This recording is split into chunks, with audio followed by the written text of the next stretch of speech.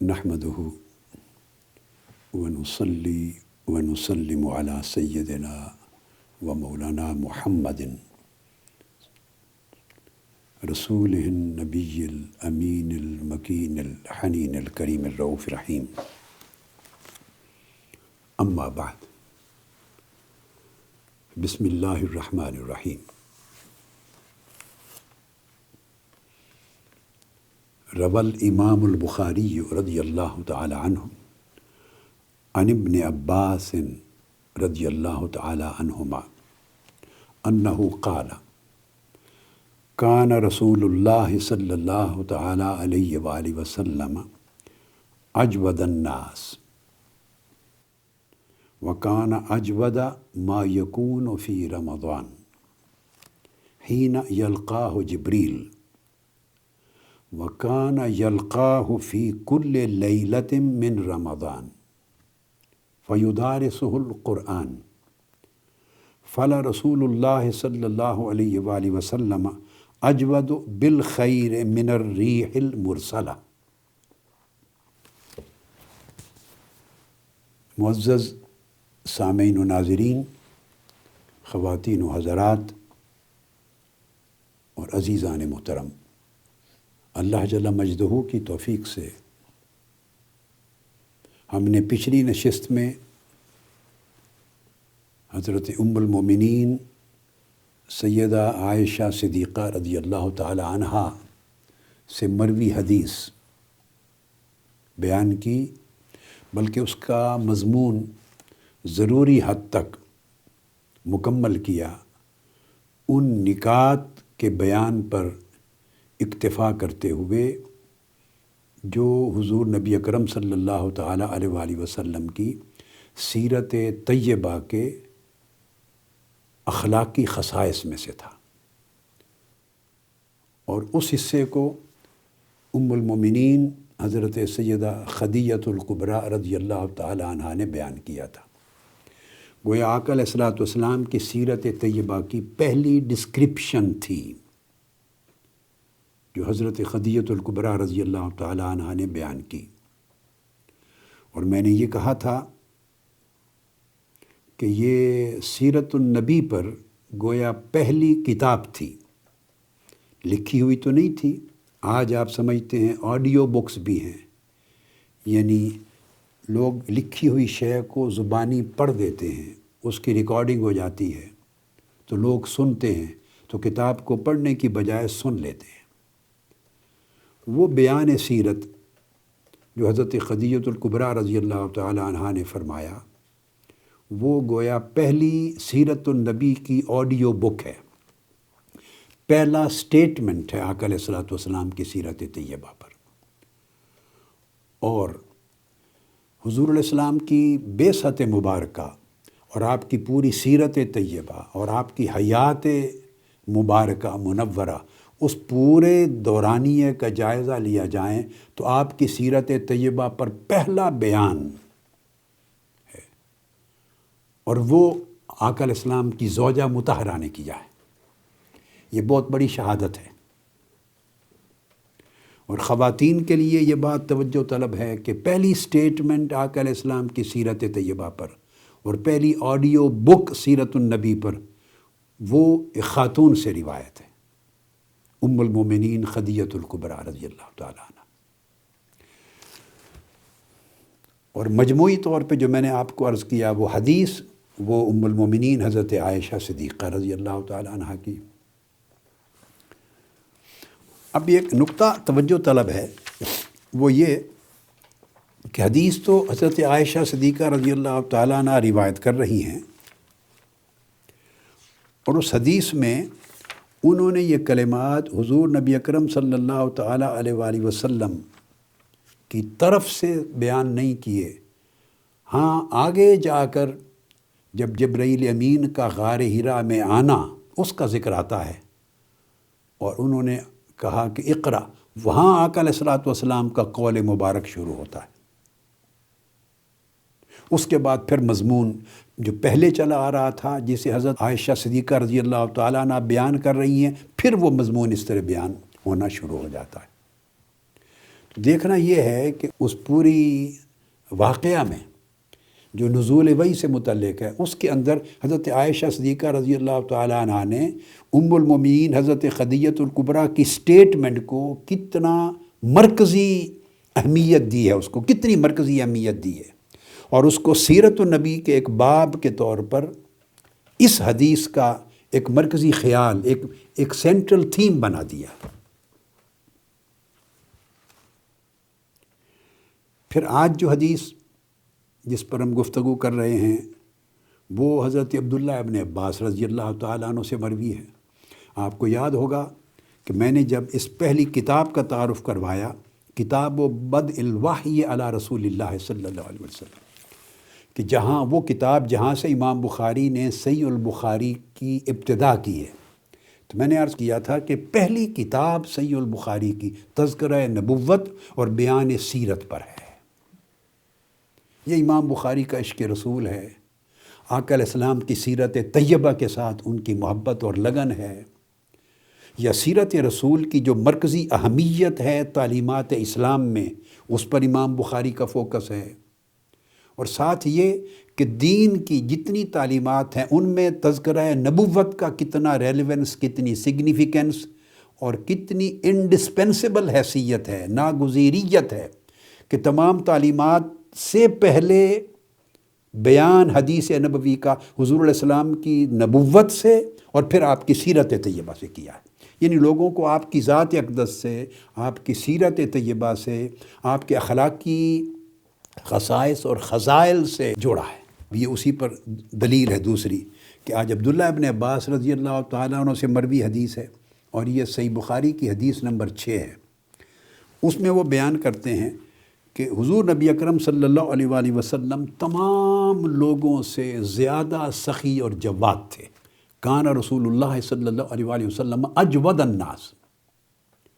اور صحیح بخاری کے بعض نسخوں میں جو خطاط تھے اور وراق تھے امام بخاری کے بعد ازاں، جن سے معتمد نسخے چلے ہیں، اس میں اجود الناس پیش کے ساتھ بھی آیا ہے۔ خیر، تو اب یہ فرمانا کہ کان رسول اللہ صلی اللہ علیہ وسلم اجود الناس، تمام بنی نوع انسان سے بڑھ کر اگر کوئی ہستی سخی، کریم، جواد تھی تو وہ حضور علیہ السلام کی ذات اقدس تھی۔ اس کو بیان کیا، اور پھر آگے فرماتے ہیں وَكَانَ أَجْوَدَ مَا يَكُونُ فِي رمضان۔ یہ آقا علیہ السلام کی سخاوت اور آپ کا کریم ہونا اور آپ کا جود و سخا اور آپ کا عطا کرنا اور آپ کا عالی ظرف ہونا اور ہر ایک پر شفقتوں اور کرم نوازیوں کے دریا بہا دینا، یہ تو سال بھر ہر وقت، ہمہ وقت، رات ہو دن ہو، جیسے بھی حالات ہوں، آقا علیہ السلام کی یہ دائمی سیرت طیبہ اور اخلاق مبارک تھا۔ مگر یہاں پر فرماتے ہیں کہ جب ماہ رمضان شروع ہو جاتا تو آپ کی یہ جو جوادیت ہے اور سخاوت ہے اور کریمیت ہے، یہ اور عروج پہ چلی جاتی۔ ماہ رمضان المبارک میں آپ اور زیادہ اپنی سخاوت کے درجے میں اور اونچے ہو جاتے، حین یلقاہ جبریل۔ اور خاص طور پہ اس کی وجہ یہ ہوتی کہ ماہ رمضان المبارک میں آگے کہتے ہیں وَكَانَ يَلْقَاهُ فِي كُلِّ لَيْلَةٍ مِّن رمضان، ہر رات، ماہ رمضان کی ہر رات جبرائیل امین حضور علیہ الصلوۃ والسلام کی خدمت اقدس میں حاضر ہوتے، آپ کی ملاقات کے لیے آتے، ہر رات۔ اور یہ عمل 23 برس آقا علیہ السلام کی حیات طیبہ میں جاری رہا۔ گویا ماہ رمضان المبارک کی ہر رات میں جبرائیل امین، آپ یوں کہہ لیجئے کہ شب بیداری مجلس رسول میں، صحبت رسول میں آقا علیہ السلام کی بارگاہ میں آ کے کرتے، آپ کے حضور ملاقات کے لیے آتے، اور کیا کرتے؟ فَيُدَارِسُهُ القرآن، اور آقا علیہ الصلوۃ والسلام کے ساتھ مل کے قرآن مجید کا مدارسہ کرتے۔ مدارسہ باب مفاعلہ سے ہے، یعنی مذاکرہ کرتے، یعنی جبرائیل امین قرآن مجید جتنا اس وقت تک نازل ہو چکا ہوتا تھا اس کو پڑھتے، اس کی قرات کرتے، اور آقا علیہ السلام ان کے سامنے ہوتے، سنتے، پھر آقا علیہ السلام قرات فرماتے، اس آیت کی تلاوت کرتے، اس پورے قرآن مجید کے حصے کی جو اس وقت تک آپ پہ نازل ہو چکا تھا، اور جبرائیل امین سامع کے طور پہ اس کی سماعت فرماتے۔ تو کبھی جبرائیل امین قاری ہوتے اور آقا علیہ السلام سامع، اور پھر اس کے بعد آقا علیہ السلام قاری ہوتے اور جبرائیل امین اس کے سامع۔ یہ ساری رات دونوں مذاکرہ کرتے، قرآن مجید کی تلاوت کرتے باہمی مل کر، اور ایک دوسرے کی قرأت کو سنتے۔ یہ معمول تھا ماہ رمضان المبارک کی راتوں میں۔ اب اس کے بعد فرماتے ہیں فلا رسول اللہ صلی اللہ علیہ وآلہ وسلم اجود بالخیر من الریح المرسلہ۔ پھر آپ ان راتوں میں جب جبرائیل امین کی ملاقات و حاضری کے لیے آتے تھے، زیارت کے لیے اور مدارسہ قرآن کے لیے، تو آقا علیہ السلام جود و سخا میں بڑے تیز بھی ہو جاتے، بڑے وسیع بھی ہو جاتے، اور اتنا تیز آپ کی سخاوت اتنی تیز ہو جاتی اور اتنی وسیع ہو جاتی کہ فرمایا جو ایک کھلی تیز ہوائیں ہوتی ہیں، تیز ہوائیں ہوتی ہیں جب وہ چلتی ہیں اور وہ بارش لاتی ہیں اور وہ ہریالی لاتی ہیں اور مردہ زمین کو زندگی دیتی ہیں، تو اور اس کی وجہ سے انسانیت کو حیات اور زندگی ملتی ہے، جو فیض ان تیز ہواؤں کا ہوتا ہے، آقا علیہ السلام کا فیض رسانی کا عالم ان سے بھی کہیں زیادہ بڑھ جاتا، کہیں بڑھ جاتا۔ دیکھو اب مثال دی ہے الریح المرسلہ سے، وہ تیز ہوائیں جو بارش لاتی اور مردہ زمین کو زندگی بخش دیتی ہیں، ان سے بھی زیادہ فیض رساں، نفع بخش اور جود و سخاوت والے ہوتے۔ قرآن مجید میں ہے اعوذ باللہ من الشیطان الرجیم ومن آیاتہ ان یرسل الریاح مبشرات ولیذیقکم من رحمتہ۔ یہ اللہ رب العزت کی نشانیوں میں سے ہے کہ وہ حیات بخش ہوائیں بھیجتا ہے، مردہ زمین کو زندہ کر دینے والی ہوائیں بھیجتا ہے تیز، اور وہ خوشخبریاں لاتی ہیں، وہ ہوائیں خوشخبریاں لاتی ہیں، یعنی مردہ زمین کو زندگی ملتی ہے، خشک زمین کو تازگی ہریالی ملتی ہے، ویجیٹیشن ہوتی ہے، پلانٹیشن ہوتی ہے، پھل پھول اشجار اسمار اگتے ہیں، اور لیذیقکم من رحمتہ، ان سے تم ذائقہ چکھتے ہو، تمہیں پتہ چلتا ہے کہ اللہ پاک تم پر کس کس طرح کی رحمتیں فرماتا ہے، یعنی تمہیں زندگی ملتی ہے، تمہیں کھانا ملتا ہے، نشو و نما ملتی ہے، تم کو ملتی ہے، تمہارے جانوروں کو ملتی ہے، ہریالی سے تمہاری آنکھوں کو ایک نظارہ ملتا ہے اور ایک بہار ملتی ہے، اور تمہاری اچھی خوشگوار صحت کا باعث بنتی ہے یہ چیز۔ فرمایا یہ جو ساری حیات بخشی اور نفع بخشی اور فیض رسانی ان ہواؤں کے ذریعے اللہ پاک مخلوق کو عطا کرتا ہے، ان سے کہیں آگے آقا علیہ السلام کی نفع بخشی اور سخاوت چلی جاتی۔ یہ حدیث کا مضمون ہے۔ اب یہاں ایک خاص چیز ہے، وہ یہ کہ اس پورے حدیث کے مضمون کو آپ نے سن لیا، اس میں آقا علیہ السلام کا کوئی کلمہ روایت نہیں کی حضرت عبداللہ ابن عباس نے، جیسے پچھلی حدیث میں نے آپ کو بتایا نا۔ دیکھو نا، پہلی حدیث ہے انما الاعمال بالنیات، اس میں سیدنا عمر فاروق رضی اللہ تعالیٰ عنہ حضور علیہ السلام کا کلام مبارک روایت کر رہے ہیں۔ فرماتے ہیں سمعت رسول اللہ صلی اللہ علیہ وسلم، میں نے آقا علیہ السلام سے براہ راست یہ کلمات سنے۔ حدیث کا یہ طریقہ ہے، صحابی بیان کرتا ہے۔ مگر جب اگلی حدیث آئی حضرت عائشہ صدیقہ رضی اللہ تعالیٰ عنہ کی، تو نہیں فرمایا کہ سمعت رسول اللہ صلی اللہ علیہ وسلم یقول، نہیں، بلکہ آقا علیہ السلام کی سیرت طیبہ اور نبوت کے تذکرے کا کیسے جو ابتدا اس کو بیان شروع کر دیا ہے، جہاں جہاں جس کی سٹیٹمنٹ آتی گئی ہے اس کو کوٹ کرتی گئی ہیں، یعنی آقا علیہ السلام کی سٹیٹمنٹ آئی ہے غار حرا کے اندر، اس کو کوٹیشن دے دی ہے۔ بعد میں حضرت خدیجہ الکبریٰ رضی اللہ تعالیٰ عنہ کی سٹیٹمنٹ آئی ہے، اسے کوٹ کر دیا ہے۔ اس سے آگے ورقہ بن نوفل کی سٹیٹمنٹ آئی ہے، اس کو کوٹ کر دیا، وہ اس انداز کے ساتھ۔ مگر یہ جو حدیث ہے اس میں حضرت عبداللہ ابن عباس رضی اللہ تعالیٰ عنہ نے جو آقا علیہ السلام سے سنا تھا، صاف ظاہر ہے وہ تو نوجوان تھے، ینگ تھے، آقا علیہ السلام کی حیات طیبہ میں تو حضور علیہ السلام سے سنا، جو سنا اور جو پایا اور جو دیکھا اس کو اپنے الفاظ میں بیان کر دیا۔ یہ بھی آقا علیہ السلام کی سیرت طیبہ کا بیان ہے، آپ کی شان اقدس کے ایک پہلو کو اجاگر کیا ہے، ایک بات۔ دوسری چیز بڑی سگنیفیکنٹ ہے، وہ یہ کہ رمضان المبارک میں تو آگے چل کے آپ دیکھیں گے جب رمضان اور صیام کی کتاب آئے گی صحیح بخاری میں، تو آقا علیہ السلام تو عبادت میں بھی بہت پہلے سے کہیں زیادہ مستعد ہو جاتے، نوافل میں مستعد ہو جاتے، رات کی شب بیداری میں مستعد ہو جاتے، حدیث پاک میں آتا ہے کمر بستہ ہو جاتے اور اہل ویال کو بھی کمر بستہ کرتے۔ تو آقا علیہ السلام تو ہر قسم کی نیکی، خیرات، طاعت اور عبادت ماہ رمضان المبارک میں کہیں آگے سے اپنی صلاحیت اور مقام و مرتبہ کے مطابق بڑھا دیتے تھے، وسعت لے آتے اور سرعت لے آتے۔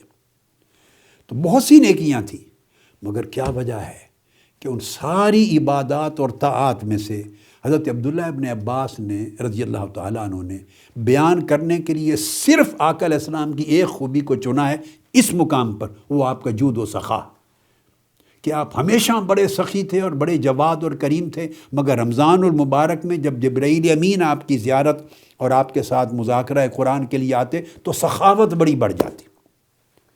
تو دیکھیں اس حدیث کو کیسا فوکل پوائنٹ ہے۔ شارحین جب حدیث کی شرح کرتے ہیں تو ان کا یہ سبجیکٹ بالعموم نہیں ہوتا، وہ ان چیزوں کو ایڈریس نہیں کرتے۔ حدیث میں جو بیان ہوا وہ سند کو لیتے ہیں، روات کو لیتے ہیں اور رجال حدیث کے احوال بیان کر دیتے ہیں، پھر حدیث کے کلمات کو، الفاظ کو لیتے ہیں، ان کے معنی بیان کر دیتے ہیں، ان میں سے احکام نکلے وہ بیان کر دیتے ہیں، یعنی اس طرح چلتے ہیں، بائی بک چلتے ہیں، وربیٹم حدیث کے الفاظ اور جملوں کے ساتھ ساتھ کرتے ہیں۔ مگر یہ سبجیکٹ اگر امام غزالی نے صحیح بخاری کی شرح لکھی ہوتی تو میرا اپنا خیال ہے وہ ان نکات کی طرف جاتے۔ امام سلمی نے، امام قشیری نے شرح لکھی ہوتی، شیخ اکبر نے لکھی ہوتی، وہ ان نکات کی طرف جاتے۔ یعنی صوفیاء اور اینگل سے اسی حدیث کو اور قرآن مجید کی آیت کو دیکھ رہے ہوتے ہیں، عرفاء اور اینگل سے دیکھ رہے ہوتے ہیں، ماہرین اخلاقیات اور اینگل سے دیکھ رہے ہوتے ہیں، مفسرین اسی نص کو اور اینگل سے دیکھتے ہیں، محدثین اور اینگل سے دیکھتے ہیں، فقہاء اور اینگل سے دیکھتے ہیں۔ جو جس فن کا ماہر ہے وہ اپنے فن کی مہارت اور تخصص کے اعتبار سے قرآن مجید کی نص ہے، یہ حدیث نبوی کی، اس میں سے ان نکات کی طرف اس کا ذہن جاتا ہے، التفات کرتا ہے اور اخذ کرتا ہے۔ یہاں دوسرا سبجیکٹ ہے وہ بعض اوقات ایک فن کے متخصص اور ماہر کی گفتگو سے باہر رہ جاتا ہے ان کے دائرے سے۔ یہ چیز توجہ طلب ہے کہ آقا علیہ السلام کا اجود الناس ہونا، اس کا ماہ رمضان المبارک کی نیکیوں کے ساتھ جوڑا ہے اور اس ایک کو ایکسکلوسیولی بیان کیا ہے۔ تو یہاں بھی آقا علیہ السلام کی اس سیرت طیبہ کا بیان ہے جس کا تعلق حقوق العباد کے ساتھ ہے۔ آپ کی طہارت ہے، آپ کی عبادت ہے، آپ کی شب زندہ داری ہے، آپ کی اور خیرات اور حسنات ہیں، طاعات اور عبادات ہیں، سب کچھ ہے۔ مگر یہ جو اجود الناس ہونا، سخاوت اور جوادیت، اس کا تعلق براہ راست معاشرے کے محتاجوں کے ساتھ ہے، کمزوروں کے ساتھ ہے، مستضعفین کے ساتھ ہے، بھوکوں کے ساتھ ہے، پیاسوں کے ساتھ ہے، حاجت مندوں کے ساتھ ہے، ضرورت مندوں کے ساتھ ہے۔ یعنی وہ جو ضرورت مند انسانیت ہے، محتاج ترستی انسانیت ہے، جس کی ضروریات پوری نہیں ہو رہی اور وہ تکتی ہیں کہ کوئی ہمارا مدد کرنے والا ہو، ہمیں محتاجی سے نکالنے والا ہو۔ یہ ایک ایسی سیرت طیبہ کی خوبی ہے یا طاعات اور عبادات میں سے ایک ایسا چیپٹر ہے کہ اس کا تعلق ان انسانی حقوق کے ساتھ ہے۔ اس پر فوکس کیا ہے آقا علیہ السلام کا کہ وہ اتنے جواد تھے، اور ماہ رمضان المبارک میں پھر باقی ایام کے مقابلے میں بھی آپ کی یہ چیز اور بڑھ جاتی۔ اس میں ایک چیز اور بھی بیان کر کے پھر میں اس پر آ جاتا ہوں، وہ یہ کہ اس حدیث پاک سے یہ بھی پتہ چلتا ہے کہ قرآن مجید کی قرأت اور تلاوت تمام اذکار کے مقابلے میں قرآن مجید میں زیادہ اجر و فضیلت والی ہے۔ جتنے اذکار اور اوراد ہیں ان سب سے بڑھ کر قرآن مجید کی تلاوت کا اجر رمضان المبارک میں بطور خاص سب سے اعلیٰ، اس لیے اس کو رمضان المبارک میں انتخاب فرمایا، رات کو مدارسہ کرتے۔ پھر ایک طریقہ بٹھایا کہ وہ استاد اور شاگرد یا دو دوست یا قاری اور سامع یا دونوں حفاظ یا دونوں ناظرہ پڑھنے والے ایک دوسرے کو بیٹھ کر قرآن مجید کو پڑھیں، دوسرا سنیں، پھر وہ پڑھے یہ سنیں۔ اس سے ایک دوسرے کے لیے قرآن مجید کے پڑھنے میں ذوق اور شوق بھی پیدا ہوتا ہے اور آدمی ایک دوسرے کے اسکل کو بھی ڈیولپ کرتا ہے۔ اب اس میں جو خاص چیز جس کی طرف میں نے عرض کیا کہ آقا علیہ السلام کا جواد ہونا، وہ کیا ہے، جود کیا تھا آقا علیہ السلام کا، یہ میری اپنی کتاب ہے حدیث کی ایک اور، جس سے میں صحیح بخاری کی حدیث اور صحیح مسلم کی لا رہا ہوں. اگر میری کتاب ہے معارج السنن، پھر جامع السنہ جو بڑی کتاب ہے 20 یا 25 جلدوں پر مشتمل، وہ پھر اس کے اوپر فوکس کر لیا تو اس کو اس میں ضم کرنے کا فیصلہ کر لیا. تو معارج السنن میں جو کچھ آ گیا تھا وہ انشاءاللہ اب یہ ضم ہو جائے گا اور جامع السنہ کا حصہ بن جائے گا. تو صحیح بخاری میں آقا علیہ الصلوۃ والسلام کے اس جود و سخا کا تذکرہ امام بخاری نے مختلف صحابہ کرام کی روایات سے لیا ہے. اس کو میں بیان کروں کہ آقا علیہ السلام کا جود و سخا کیا تھا. پہلے تو معنی یہ سمجھ لیں کہ جود اور سخا لفظاً دو الگ لفظ ہیں، معنی کے اعتبار سے ایک ہی معنی پر مشتمل سمجھا جاتا ہے، مگر ان میں ایک فرق ہے. سخی اور جواد میں ایک فرق ہے. سخی اس کو کہتے ہیں جو کچھ دے اور کچھ روک لے، کچھ اوروں کی ضرورت پورا کرنے کے لیے دے اور کچھ اپنی ضرورت کے لیے روک لے. اس کو کہتے ہیں السخی عربی میں، وہ سخی ہے. اور الجواد کہتے ہیں کہ جو اپنے پاس جو کچھ ہے تھوڑا یا زیادہ، اس کا بیشتر حصہ، زیادہ حصہ دے دے اور تھوڑا حصہ اپنے لیے رکھ لے. جو زیادہ خیرات کرے یعنی اپنے حصے کا زیادہ اور تھوڑا اپنے لیے رکھے، اس کو جواد کہتے ہیں. اور یہ شان آقا علیہ السلام کی سیرت طیبہ کی صحابہ کرام کو منتقل کر دی گئی تھی. انصار جب مہاجرین مکہ معظمہ سے آئے مدینہ طیبہ اور ان کے پاس کچھ نہیں تھا، کوئی وسائل روزگار اور ذرائع معاش نہیں تھے، تو قرآن مجید ان کو بیان کرتا ہے وَيُؤْثِرُونَ عَلَىٰ أَنفُسِهِمْ وَلَوْ كَانَ بِهِمْ خَصَاصَةٌ. یہ سخاوت سے بڑھ کر جود کا، جوادیت کا تذکرہ ہو رہا ہے کہ یہ جو انصار اس لیے ان کو کہا گیا مدد کرنے والے، جو اہل مدینہ تھے، مکہ سے آنے والے مہاجرین تھے، اور جنہوں نے مکہ معظمہ سے آنے والے مہاجرین کو ریسیو کیا اور جن کو ٹھکانہ دیا اور ان کی مدد کی، ان کو ٹھہرنا، گھر بار، روزگار، معاش، کھانا پینا، ذرائع وسائل مہیا کیے، وہ سپورٹرز، وہ انصار ہوئے. وہ امیگرنٹس تھے، یہ سپورٹرز تھے. مگر ان سپورٹرز انصار کی شان قرآن نے بیان کی کہ وہ ایثار کرتے ہیں اپنی جانوں پر بھی ان کی ضرورتوں کو، یعنی اپنے لیے تھوڑا رکھتے ہیں، ان پر زیادہ خرچ کر دیتے ہیں. اپنے لیے بھلے کچھ نہ بچے پرواہ نہیں کرتے، مگر دوسروں کی حاجات کو پورا کر دیتے ہیں، یعنی قربانی دیتے ہیں. تو جود میں قربانی کا درجہ پایا جاتا ہے. وَلَوْ كَانَ بِهِمْ خَصَاصَةٌ، خواہ فاقے کی حالت اور تنگ دستی کی حالت ہی کیوں نہ ہو، مگر دوسروں پر خرچ کرتے ہیں، ان کی ضروریات کو اپنی ضرورت پہ ترجیح دیتے ہیں. اور پھر اللہ رب العزت نے فرمایا وَمَن يُوقَ شُحَّ نَفْسِهِ فَأُولَٰئِكَ هُمُ الْمُفْلِحُونَ. یہ نفس کا بخل اور نفس کی سخاوت کا مسئلہ ہے.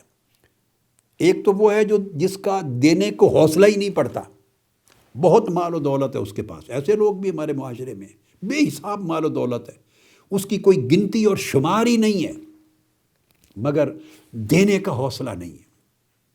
ہاں ایسی جگہ دیں گے، کھل چل کے اعلان کریں گے ایسی طریقے سے کہ جس کے دینے سے شہرت ہو اور اس کے ذریعے اور مال آئے، یعنی مزید مال بنانے کے لیے لائسنس ملیں، مزید مال بنانے کے لیے اجازت نامے ملیں، سرکاری مراعات ملیں، بینیفٹ ہوں اور ٹھیکے ملیں اور جائیدادیں بنائی جا سکیں. یعنی ایسا دیا جائے اور کسی ایسے کو خوش کیا جائے کہ جس سے تعلق بنے، اور پھر اگر لاکھ دیا ہے تو 10 لاکھ کمانے کا راستہ کھل جائے، کروڑ دیا ہے تو 10 کروڑ کمانے کے راستے کھل جائیں، 1 ارب دیا ہے تو 10 ارب کمانے کا راستہ کھل جائے. تو ارب سے کھرب بنانا، ایسی جگہ خرچ کرتے ہیں. وہ انفاق فی سبیل اللہ نہیں ہے، نہ وہ جود ہے، نہ وہ سخا ہے، نہ وہ انفاق ہے، نہ اس کا اجر ہے، کیونکہ انما الاعمال بالنیات. ہاں تو کچھ وہ ہیں جن کو جو خرچ کرتے ہیں اپنے ذاتی نفسانی مقاصد کے لیے، مالی مفادات کے لیے، یہ تو الگ چیپٹر ہے. کچھ وہ ہیں جنہیں خرچ کرنے کا حوصلہ نہیں پڑتا. یہ کچھ وہ ہیں جو تھوڑا زیادہ خرچ کرتے ہیں مگر خرچ کم کرتے، بتاتے زیادہ ہیں. یہ بتانا یہ بھی نفس کا بخل ہے، گویا اس کے نفس کو سخاوت نہیں ملی. ہاتھ میں تھوڑی آ گئی ہے، پیسہ ہے تو ہاتھ میں تھوڑی سخاوت آ گئی ہے، مگر وہ سخاوت اس کے دل اور نفس میں داخل نہیں ہوئی. نفس کے اندر بخیلی اور کنجوسی ہے. جود و سخا یہ ہے کہ خرچ کرے اور بتائے بھی نہیں. یہ ادنا درجے کا سنے جود و سخا ہے، ادنا. خرچ کرے اور بتائے نہیں۔ یہ جو فرماتے ہیں نا عبداللہ ابن عباس کے کانا رسول اللہ صلی اللہ علیہ وسلم اجود الناس، سب سے زیادہ صاحب جود تھے، جواد تھے، وہ اس معنی کی تہ کو پہنچنے کی کوشش کرے، یعنی خرچ کرے، لوگوں کی حاجت روائی کرے اور بتائے نہ۔ امام زین العابدین رضی اللہ تعالیٰ عنہ کے جب وصال ہو گیا تو بہت سے گھرانے ایسے تھے جن کو رات کے اندھیرے میں کھانا پہنچایا جاتا تھا، رات کے اندھیرے میں انہیں کھجوریں، جو کھانے پینے کی اشیاء کوئی دے جاتا تھا، رات کے اندھیرے میں دروازے کے اندر رکھ جاتا، اور ان کی زندگی یتیموں کی، بیوگان کی، مسکینوں کی، محتاجوں کی گزرتی رہی، انہیں یہ خبر نہیں تھی کہ کون دے جاتا تھا۔ جب سیدنا امام زین العابدین کا وصال ہو گیا اور 2-4 راتیں گزری تو کسی گھر وہ چیز نہیں پہنچی، تب پتہ چلا کہ وہ نواسہ رسول کا جود و سخا تھا، یعنی ایسا دے کہ عمر بھر کسی کو خبر ہی نہ ہو۔ سو جب خبر ہی نہیں ہوگی تو ریکگنیشن نہیں ہوگا، ریکگنیشن نہیں ہوگا، اپریسیشن نہیں ہوگی، اپریسیشن نہیں ہوگی تو وہ تھینکفل نہیں ہوگا، تھینکس نہیں ہوں گے، یعنی وہ تشکر، امتنان، تسلیم کرنا، شکریہ ادا کرنا، جھکنا، عزت کرنا، ایسا صلہ نہیں مانگتے۔ اگر یہ صلہ ذہن میں آ گیا تو آپ کی سخاوت بھی گئی، جود بھی گیا، خیر بھی گئی۔ تو یہ ہے پتہ بھی نہ چلے۔ پھر اس کے بعد اگلا درجہ ہے کہ آدمی اپنی ضرورت کو مقدم رکھے اور دوسرے کی بھی پورا کرے۔ اس سے اونچا درجہ ہے کہ دوسرے کی ضرورت کو اپنی ضرورت پر مقدم رکھے، اپنا بھوک اور فاقہ بھی آ جائے تو پرواہ نہ کرے۔ یہ درجات ہیں۔ جواد کا درجہ وہ ہے، اس میں ایثار کا مقام آتا ہے۔ آقا علیہ السلام نے فرمایا جو سخی ہے، جواد تو اور اونچا درجہ ہو گیا نا، سخی اللہ کے قریب ہو جاتا ہے اور پھر لوگوں کے دلوں کے قریب ہو جاتا ہے اور جنت کے قریب ہو جاتا ہے، دوزخ سے دور ہو جاتا ہے۔ اور اس کے برعکس جو کنجوس اور بخیل ہے وہ اللہ سے بھی دور ہوتا ہے، لوگوں سے بھی دور ہوتا ہے، جنت سے بھی دور ہوتا ہے، اور قریب کس شے کے ہوتا ہے؟ دوزخ کے قریب ہو جاتا ہے۔ یہ ترمذی میں حدیث ہے۔ تو یہ جو جود اور سخا ہے، آقا علیہ الصلوۃ والسلام کی شان جو بیان کر رہے ہیں کہ عمر بھر ایسی تھی جوادیت کی، مگر رمضان المبارک میں تو اس کو اور پر لگ جاتے، وہ کہیں کی کہیں چلی جاتی اپنی شان کے مطابق۔ تو آقا علیہ السلام کی جوادیت کی میں چند حدیثیں دیتا ہوں۔ تو صحیح بخاری صحیح ہے، آگے چل کے صحیح بخاری میں آقا علیہ السلام کے بارے میں حضرت جابر بن عبداللہ فرماتے ہیں، یہ آقا علیہ السلام کا جود، اس کی شان ہے۔ قال ما سئل النبی صلی اللہ علیہ وسلم عن شیء قط فقال لا، عمر بھر کوئی چیز ایسی نہیں جو آقا علیہ السلام سے مانگی گئی ہو اور آپ نے جواب میں نہ فرما دیا ہو، نہیں، لا آپ کی زبان مبارک پہ نہیں آتا تھا۔ یہ تھی آپ کی شان جوادیت۔ پھر حضرت ابو ہریرہ رضی اللہ تعالیٰ عنہ روایت کرتے ہیں، اگلی یہ حدیث بھی صحیح بخاری سے ہی بتا رہا ہوں، اور صحیح بخاری کی یہ کتاب الرقاق ہے۔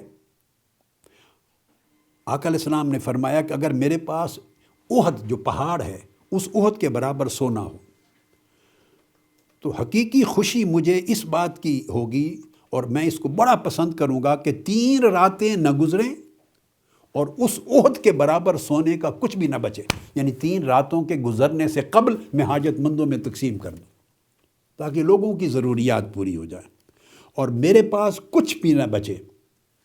وَعِنْدِي مِنْهُ شَيْءٌ إِلَّا شَيْءً أَرْصُدُهُ لِدَيْنٍ، کچھ نہ بچے سوائے اس کے کہ جو قرض ادا کرنے کے قریب ہے، بس اتنا رکھوں جس سے میں قرض ادا کر سکوں۔ یہ شان جوادیت ہے۔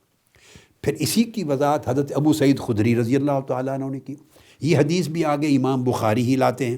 امام بخاری فرماتے ہیں، جو پہلی حدیث ہے، جو آپ سے جو کچھ مانگا گیا، ما سئل النبی عن شیء قط فقال لا، تو آقا علیہ السلام کی خدمت آپ تشریف فرما ہیں، انصار صحابہ آپ کے پاس آئے ہیں مانگنے کے لیے، ضرورت مند ہیں، پریشان ہیں، جو آتا ہے دیتے جا رہے ہیں، جو آتا ہے دیتے جا رہے ہیں۔ فآتاہم ثم سألوا فآتاہم ثم سألوا، وہ مانگتے ہیں آپ دیتے جا رہے ہیں، حتیٰ کہ جو کچھ موجود تھا ختم کر دیا، اور ختم کر کے آپ نے فرمایا جو بھی خیر میرے پاس ہوتی ہے میرا جی چاہتا ہے کہ وہ میں ختم کر دوں اور اس کا کچھ بھی اپنے پاس بچا کے نہ رکھوں، بچا کے نہ رکھوں۔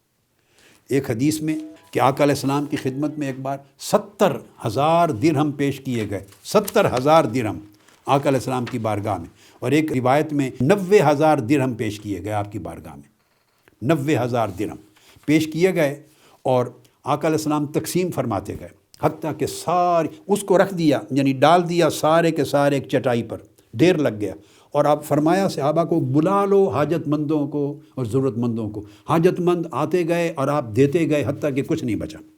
جب سارا تقسیم ہو گیا تو بعد میں ایک شخص آیا، اس نے مانگا، تو آقا علیہ السلام نے فرمایا فجاء رجل فسأله فقال ليس عندي شيء ولكن ابتع علي فإذا جاءنا شيء قضينا، کہا کہ تم اب اس وقت آئے ہو جب ہم نے ساری چٹائی خالی کر لی ہے، ڈھیر ختم ہو گیا، اب مگر واپس نہ جاؤ۔ آقا علیہ السلام نے واپس کبھی نہیں موڑا، فرمایا جو چیز تمہاری ضرورت ہے میرے نام پہ ادھار خرید لو، جب ہمارے پاس پیسے آئیں گے ہم ادھار چکا دیں گے۔ یہ شمائل ترمذی میں امام ترمذی نے بیان کیا، اور حضرت عمر فاروق رضی اللہ تعالیٰ عنہ نے بھی اس کو بیان کیا، اور یہ عمر فاروق رضی اللہ تعالیٰ عنہ کی روایت سے یہی کلمات ہیں، فرمایا ما عندی شیء ولکن ابتع علی فاذا جاءنی شیء قضیتہ، دو روایتیں ہیں، اس میں فاذا جاءنا شیء قضینا، اس میں جب میرے پاس مال آئے گا میں قرض اتار دوں گا، تم اپنی ہر ضرورت جا کے بازار سے ادھار میرے نام پر خرید لو۔ یہ آقا علیہ السلام کا جود ہے، سخا ہے۔ پھر صحیح مسلم میں ایک حدیث آتی ہے، صحیح مسلم میں حضرت انس ابن مالک رضی اللہ تعالیٰ عنہ روایت کرتے ہیں کہ ایک شخص آقا علیہ السلام کی بارگاہ میں آتا ہے اور عرض کرتا ہے، جو پہاڑیوں کے درمیان، دو پہاڑوں کے درمیان جو پوری وادی ہے، اس وادی میں جتنی بکریاں ہیں یا رسول اللہ صلی اللہ علیہ وسلم آپ کی، یعنی اس نے بتایا ہوگا میرا بڑا خاندان ہے، بہت بڑا قبیلہ ہے، سب بھوک اور غربت اور فقر اور افلاس میں ہیں، بڑی حاجت ہے ہماری، سو اپنے دو پہاڑوں کے درمیان وادی میں جتنی بکریاں ہیں ساری مجھے دے دیں، تاکہ میں اپنے سارے قبیلے کے ضرورت مندوں کو دے دوں اور ہم فقر و فاقہ سے نکل جائیں۔ تو آقا علیہ السلام نے فَآتَاهُ إِيَّاهُ، یعنی ان دو پہاڑوں کے درمیان چرنے والی جتنی بکریاں تھیں آقا علیہ السلام نے اسے دے دی، اس کے پورے قبیلے کی خاطر ساری دے دی۔ وہ شخص اپنے قوم کے پاس واپس گیا، اس نے کہا اے قوم اسلموا فواللہ ان محمدا لیؤتی عطاء ما یخاف الفقر۔ اس نے ساری قوم کو، قبیلے کو جمع کیا، اس نے کہا میرے قبیلے کے لوگوں، خدا کی قسم محمد مصطفیٰ صلی اللہ علیہ وسلم سچے نبی ہیں، اسلام قبول کر لو، ایمان لے آؤ، میں نے دیکھا ہے محمد کو صلی اللہ علیہ وسلم کہ ایسی عطا کرتے ہیں اور اتنی سخا کرتے ہیں کہ پیچھے اپنے گھر کے لیے فقر اور فاقہ کا خوف ہی نہیں رکھتے، فکر ہی نہیں کرتے کہ گھر شام کو میں کیا کھاؤں گا، میری فیملی کیا کھائے گی۔ تو جو پیچھے فقر کا فکر نہ کریں اور سارا محتاجوں کو لٹا دیں، وہ شخص سچا ہو سکتا ہے دعویٰ نبوت میں، اس کے بارے میں کوئی اور گمان نہ کرو۔ یہ صحیح مسلم کی حدیث ہے، کتاب الفضائل کے اندر امام مسلم روایت کرتے ہیں، باب ما سئل رسول اللہ صلی اللہ علیہ وسلم شیئا قط فقال لا، باب کا عنوان بھی یہی بنایا ہے۔ تو آقا علیہ السلام کی یہ شان۔ پھر ایک اور حدیث ہے بڑی عجب، یعنی جس پر آقا علیہ السلام کی میں جود و سخا کا یہ میں مضمون مکمل کرنا چاہتا ہوں۔ یہ بھی میری کتاب ہے فی رحمت النبی المصطفیٰ، یہ پڑھنے والی ہے۔ آقا علیہ السلام کی رحمت، جود، سخا، ملاطفت، لطف و کرم، عنایت، شفقت، غریبوں پر، امیروں پر، گناہگاروں پر، نیکوں پر، عورتوں پر، بچوں پر، مسکینوں پر، نافرمانوں پر، کافروں پر، جاہلوں پر، جانوروں پر، ایک ایک چیز پر۔ یہ پوری کتاب آقا کی رحمت کا ایک تذکرہ ہے۔ اور ایک کتاب ہے خدمت انسانیت، الاحکام الشرعیہ فی کون الاسلام دینا لخدمت الانسانیہ، اس کا انگلش ورژن بھی ہے، اسلام آن سرونگ ہیومینٹی۔ یہ سبجیکٹ جتنے صحیح بخاری سے لے رہا ہوں، ان اسباق میں اور حلقات میں انشاءاللہ ان میں اکثر حدیث آپ کو پڑھنے کی یہاں ملیں گی۔ اب ایک اور آخری حدیث جو کوٹ کرنا چاہ رہا ہوں وہ بھی صحیح بخاری کی۔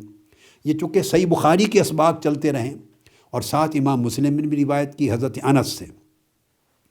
امام بخاری روایت کرتے ہیں، حضرت انس فرماتے ہیں کہ ایک سفر میں ہم آپ کے ساتھ تھے۔ اب اندازہ کر لیں، اس کو کہتے ہیں جود۔ جود صرف ہاتھ کا جود نہیں ہے، نہیں، دل کا جود بھی ہے، طبیعت کا جود بھی ہے۔ سخاوت صرف مال کی نہیں ہوتی، سخا اور غنا دل کا، نفس کا، قلب کا ہوتا ہے۔ جب دل میں غنا اور سخاوت اور جود دل میں، نفس میں، اندر من میں اور طبیعت میں نہ ہو تو بندہ ہاتھ سے بھی نہیں کر سکتا، اور ہاتھ سے کرتا بھی ہے تو نیکی کر کے بھی نیکی کو بگاڑ بیٹھتا ہے، خراب کر بیٹھتا ہے۔ اس لیے نفس کا غنا چاہیے، نفس کی سخا چاہیے، من کے اندر سخاوت اور لوگوں کے لیے بھلائی اور خیر کا چشمہ چاہیے کہ آپ کے من میں انسانیت کے لیے خیر کا چشمہ پھوٹ پڑے۔ تو حضرت انس رضی اللہ تعالیٰ فرماتے ہیں کہ ہم سفر میں تھے، آقا علیہ السلام نے چادر مبارک اوڑھی ہوئی تھی، نجران کی بنی ہوئی اور خاصی گھنی تھی چادر، تو رف قسم کا کپڑا تھا۔ تو اچانک رستے میں ایک اعرابی آیا، اس عرابی نے آ کے آقا علیہ السلام کی اس چادر کو پکڑ لیا، اور چادر کو، یہ بخاری مسلم کی متفقہ حدیث ہے، چادر کو پکڑ کے اس طرح گھسیٹا۔ تو جب آپ کو گھسیٹا تو آپ فرماتے ہیں حضرت انس ابن مالک رضی اللہ تعالیٰ عنہ کہ آپ کی گردن مبارک میں نشان پڑ گئے سرخ، اور میں نے اپنی آنکھوں سے دیکھی وہ کیفیت اس کے اثر سے، مگر آپ مسکراتے رہے۔ آپ نے پوچھا اعرابی سے کیا چاہتے ہو؟ اس نے کہا یا محمد مرلی من مال اللہ الذی عندک، اے محمد صلی اللہ علیہ وسلم، اللہ کا جو مال آپ کے پاس ہے اس میں سے مجھے حصہ دو، میری ضرورت پوری کرو۔ فالتفت الی رسول اللہ صلی اللہ علیہ وسلم فضحک ثم امر له بعطاء، آقا علیہ السلام اس کی بات سن کے مسکرا پڑے اس کو دیکھ کر، اور مسکرا کے تو حکم دیا کہ اس کو جو مانگتا ہے دے دو، تو اس کو روانہ کر دیا۔ اب یہ حدیث جیسے کہ میں نے عرض کیا صحیح مسلم میں بھی آئی ہے، امام نسائی نے بھی روایت کیا ہے اس حدیث کو، امام ابو داؤد نے بھی روایت کیا، بہقی نے بھی روایت کیا، اس میں یہ واقعہ تفصیل سے آیا ہے۔ اس کے اندر کلمات سننے والے ہیں، وہ شخص کہتا ہے مرلی من مال اللہ الذی عندک، اللہ کا مال جو آپ کے پاس ہے اس میں سے مجھے دیں۔ اور پھر وہ اعرابی، وہ بدو کہتا ہے فَإِنَّكَ لَا تُحَمِّلْنِي مِن مَالِكَ وَلَا مِن مَالِ أَبِيكَ، آپ جو کچھ مجھے دیں گے آپ اپنے مال سے کچھ نہیں دے رہے مجھے، نہ اپنے باپ کے مال سے دے رہے ہیں۔ You are neither giving me anything from your property nor from your father's property. Give me from the wealth which Almighty Allah has bestowed upon you. جو اللہ نے دیا ہے مال اس میں سے دو، نہ اپنے پاس سے کچھ دے رہے ہیں نہ اپنے باپ کے مال سے دیکھ رہے ہیں۔ ساتھ یہ جملے بولتا ہے۔ صحابی کہتے ہیں ہم سارے گھبرا گئے، اور ایک حدیث کی روایت تو نسائی میں یہ آئی ہے کہ کئی صحابہ دوڑے اس کو پکڑنے کے لیے کہ یہ بندہ ہوش میں تو ہے۔ آقا علیہ السلام نے فرمایا خبردار کوئی شخص اپنی جگہ سے نہیں ہلے، کھڑے رہو، میں معاملہ ختم کر لوں۔ تو آقا علیہ السلام مسکرا پڑے، مسکرا کے تو اس کو فرمایا، اور ایک حدیث میں دوسرے الفاظ یہ ہیں، اس نے کہا کہ میرے پاس 2 اونٹ ہیں، اس کی ضروریات تھی، 2 اونٹ ہیں، میرے دونوں اونٹ بھر دو مال سے، کھجوروں سے، جو سے، کھانے کا جو بھی سامان ہے، میرے 2 اونٹ بھر دو۔ آقا علیہ السلام نے فرمایا اس کے دونوں اونٹ لے آؤ، اور جو کچھ آپ کے پاس تھا اس سے دونوں اونٹ بھر دیے، اور بھر کے اس کو روانہ کیا، اور جواب میں کہا قال المال مال اللہ وانا عبدہ، تم نے سچ کہا مال اللہ کا ہے، میں تو اللہ کا غلام ہوں۔ اور اس کے اونٹ بھر کے روانہ کر دیے۔ جب روانہ کر دیے تو صحابہ کرام سے فرمایا چلو اب ہم چل پڑیں۔ یہ ہے جوادیت، یعنی ایسے شخص کو دینا جو زیادتی کر رہا ہے اور مانگنے میں بھی کوئی مہذب طریقہ اختیار نہیں کر رہا، بڑا اجڑ قسم کا طریقہ ہے، سختی بھی کر رہا ہے، زیادتی بھی کر رہا ہے۔ اب اس کے لیے جو لفظ چاہیں بول لیں۔ اگر ایسا کسی کے ساتھ بیتے تو دینے کا ارادہ بھی ہو تو کوئی نہیں دیتا۔ اس کو کہتے ہیں کہ ساری انسانیت سے زیادہ اجود تھے آقا علیہ السلام، کہ آقا کا جود و سخا صرف دینے پر نہیں تھا، اس میں طبیعت کا عفو و درگزر، معاف کرنا، شفقت کرنا، ناراض نہ ہونا، برا نہ منانا، اور عطا کرتے چلے جانا ہر شخص کو، ہر حال میں، ہر کیفیت میں۔ یہ وہ مقام تھا کہ انسانیت کا کوئی فرد آپ کا مقابلہ نہیں کر سکتا۔ تو حضور علیہ الصلوۃ والسلام کو اس انداز کے ساتھ، اور پھر ہر حال میں آپ اس طرح رہتے، یعنی ایک حدیث میں آتا ہے جو بھی کہ نماز پڑھنے کے لیے آقا علیہ السلام کھڑے ہوئے، اقامت ہو گئی، آپ مصلی پر کھڑے ہیں، نماز شروع کروانے لگے، مسجد کے دروازے پر باہر سے آ کے ایک شخص نے آواز دی کدھر ہے محمد صلی اللہ تعالیٰ علیہ وسلم، میری حاجت پوری کریں۔ آقا علیہ السلام نے اس کی آواز سن لی، صفیں قائم ہیں. آقا علیہ السلام مصلی چھوڑ کے پیچھے ہٹ گئے، نماز کو مؤخر کر دیا. باہر نکلے، اس شخص کی بات سنی، جو اس کی حاجت تھی آقا علیہ السلام نے منگوا کے اس کی پوری کر دی، اس کو عطا کیا، اپنی نوازشات سے اس کی جھولی بھر دی، بھر کے اس کی حاجت روائی کر کے پھر پلٹے اور آ کے نماز ادا کی. یعنی نماز کے لیے قائم ہونے والی صفیں آقا علیہ السلام نے وہیں کھڑی رہنے دی، چھوڑ دی اور مصلی سے ہٹایا. یہ جو پورا عمل ہے، اس پورے عمل کو جوادیت کہتے ہیں. یعنی طبیعت میں اتنی جوادیت ہے، اتنی کریمی ہے. اس لیے تو اللہ پاک آقا علیہ السلام کو رؤوف الرحیم خود فرمایا. ان اللہ بالناس لرؤوف الرحیم، اللہ انسانوں کے لیے رؤوف الرحیم ہے. اور ادھر حضور علیہ الصلوۃ والسلام کے لیے فرمایا المومنین رؤوف الرحیم، آپ مومنوں کے لیے رؤوف الرحیم ہیں. جو صفتیں اللہ پاک نے اپنی شان میں بیان کی ہیں، ان صفتوں سے اور ان ٹائٹل سے اپنے محبوب صلی اللہ علیہ وسلم کو نوازا ہے.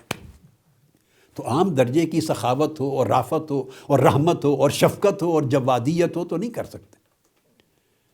اب یہ آج کی حدیث نمبر 6 تھی، مکمل ہوئی. تو اس کا جو مین جو سبق اس سے حاصل ہوا وہ یہ کہ ہم اپنی طبیعتوں سے بخل اور کنجوسی کو دور کریں اور سخی بنیں، کریم بنیں، جود حاصل کریں، جواد بنیں. آقا علیہ الصلوۃ والسلام کی اس یعنی مقام پر حضور علیہ الصلوۃ والسلام کی سیرت طیبہ کا یہ وہ خاص نقطہ ہے جس کو ہائی لائٹ کیا ہے ابن عباس رضی اللہ تعالیٰ عنہ نے. اور اس سے حقوق العباد بطریق احسن پورے ہوتے ہیں. اللہ رب العزت ہمیں آقا علیہ السلام کی سیرت طیبہ کو سمجھنے اور اسے اپنی زندگیوں میں اتار لینے کی توفیق عطا فرمائے. والسلام علیکم ورحمۃ اللہ وبرکاتہ.